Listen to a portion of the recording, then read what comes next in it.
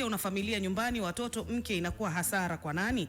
Mimi kwa upande wangu lazima nimshirikishe, tena ikinilazimu mpaka namba ya siri, yani password, na account namba zangu za benki nitampatia kwa sababu nampenda, tunapendana. Kwa maoni yangu, ukiona mwanaume yuko hivyo ujue mapenzi ya kweli hakuna.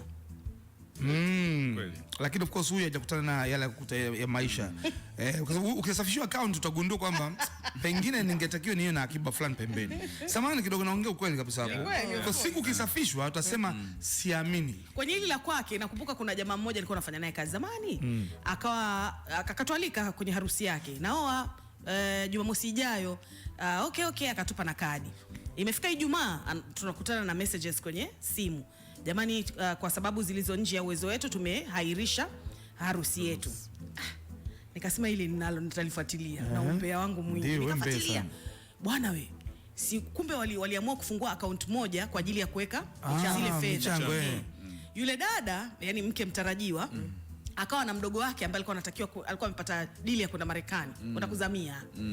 Akaona ni bora achukue zile, ampe mdogo wake aweze kwenda Marekani, alafu yeye atadeal na husband to be baadaye.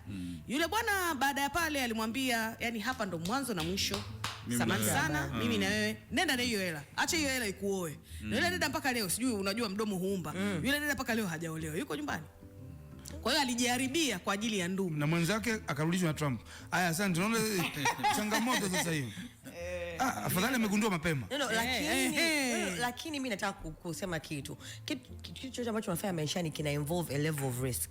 Sawa Sasa imagine, yani umwamini, unajua ukifanya kitu chochote usipokifanya na moyo wako wote kuna namna ya kifanikiwi. Sasa imagine uko na mwenza wako mnafanya biashara, humwamini 100%. Hata hiyo biashara yenu haitaweza kufika inapowezekana. Yes, yani hapo lazima ukubali, yani kwa sababu mimi nimesoma marketing characteristic ya kwanza kubwa ya mjasiriamali entrepreneur ni risk taker. Lazima ukubali kwamba hapa ninaweza nikaokota. The more the risk, the more you earn. Yes. Ngoja kwanza nikatafuta ushahidi. Mimi nakutafuta ushahidi bado napiga sasa hivi. Ngoja kwanza. Ushahidi wapi? Narudi sasa hivi. Unaenda wapi? Kahawa imeanza kuchukua ushahidi wa kahawa. Unalo.